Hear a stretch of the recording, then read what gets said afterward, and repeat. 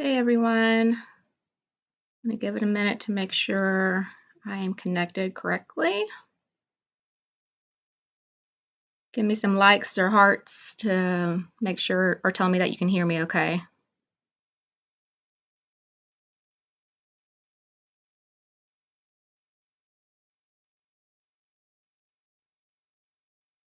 Okay, it looks like I'm on. Okay, I'm going to go ahead and get started. You can obviously, this will be recorded, so you'll be able to hear this again. So I'm going to cover a little bit on baking and cooking with essential oils and why they're beneficial and why they're going to be easy for you to start using in your home. So a couple ways or a couple reasons why we use oils in our kitchen. We still get the internal benefits. That's going to help promote healthy digestion, cleanse the body, support healthy function of our body systems, provide the body with antioxidants and other internal benefits. Convenience. So I don't know about you, but most of the time I don't have fresh ginger or rosemary or sometimes basil, especially if it's died on our patio. The basil has wilted and I'm not able to use it anymore. So using our oils that we have already available is going to be super convenient and you don't have to go to the store. They're safe and natural, so even some of our seasonings and extracts could be having preservatives or additives that we don't really want to be ingesting or have questionable ingredients. So our oils are what they say they are on the label. We do not use synthetics or pesticides.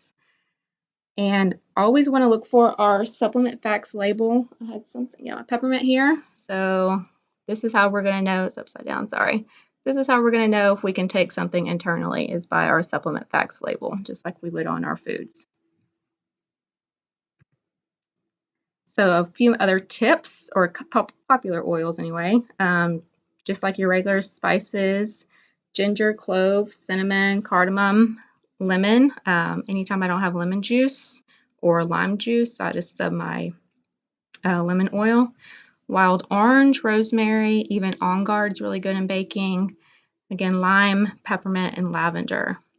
A little bit is going to go a long way. So I suggest either just one drop if you're starting out and you're nervous about how much to put, because you can always add more. So you can repeat until you've reached your desired result. So remember, our oils are 50 to 70 times more potent than our dried herb. So remember, 28 cups of peppermint tea is equivalent to 1 drop of peppermint. So they're extremely potent. So since essential oils tend to have different viscosity levels, don't just drop an oil directly into your mixture, especially with our citrus oils. They're going to be a little more, you're going to get more drops than you want most of the time. So drop the required amount even on a spoon, and then you can get your pipette or a dropper and get the drop from your spoon that way. And I had a pipette here. I think I already lost it. But doTERRA has a bunch of pipettes in our DIY your back office under DIY. You get about 1,000 for $3. No, you get like 50 of them for $2.75 or something like that. Those are really convenient to use when you're trying to get precise drops. Essential oils have a much longer shelf life than our dried herbs because usually our spices only are supposed to be used for maybe a year. And if they're organic, probably even less than that. So over the long haul, they will prove to be more cost effective. So we don't want to leave the cap off our bottles when we're cooking or even using daily. You can just untwist the top and just cover it at least so the oils aren't going to evaporate so easily. Also, when you're using your mixing bowls and stuff like that, try to use glass, stainless steel, or ceramic because it could ruin certain plastics unless they happen to be a number 1 or number 2 plastic. So we also always want to keep our oils in a dark container or away from direct heat, light, or humid conditions. You can also store them in the refrigerator if necessary. Even your citrus oils, especially those, usually tend to evaporate quicker than most. But I keep my citrus and spice oils in a little rack behind my sink because I use my citrus oils in my water and most of my rosemary and basil and stuff like that stays in my kitchen. So here's a few substitution guidelines.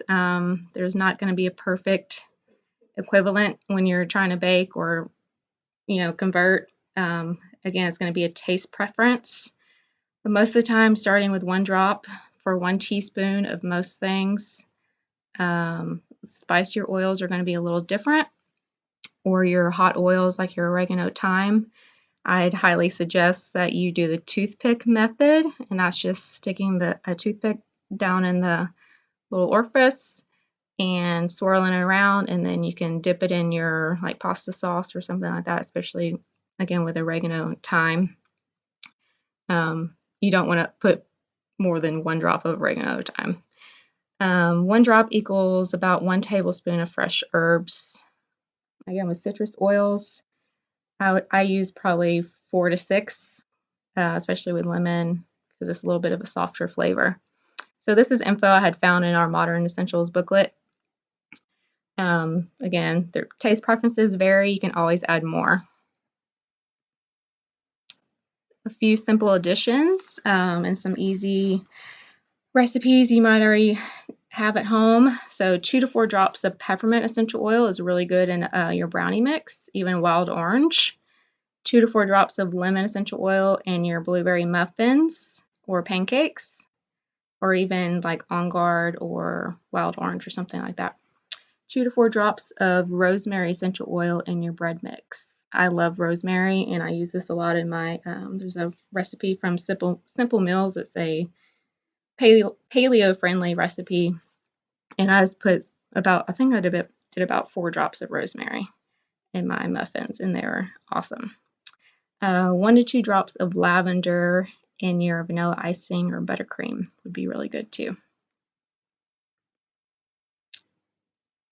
A lot of the recipes I find are going to be on Pinterest when it comes to adding essential oils or different ideas.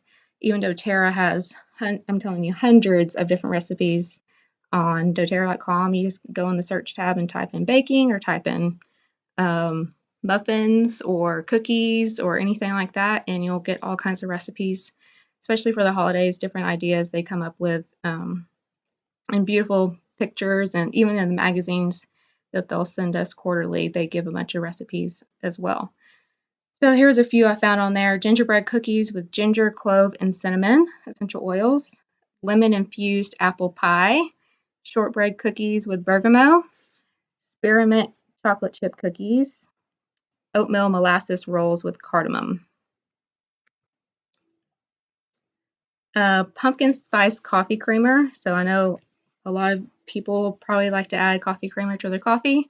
A lot of it's going to have additional sugar and additives that we don't want to be adjusting all the time either. So this is a good recipe with just fresh organic pumpkin puree, coconut milk, vanilla extract, cassia, cinnamon, ginger, and clove.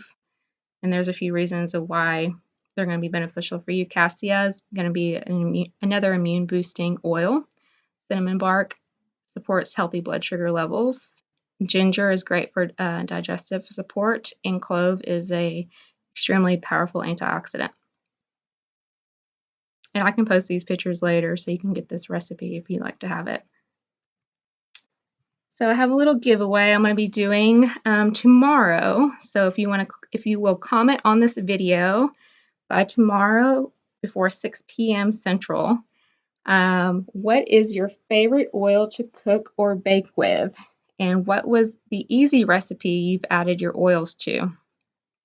If you have not incorporated oils in your kitchen yet, comment with the oil you would like to try first with a simple recipe you want to add your oils to.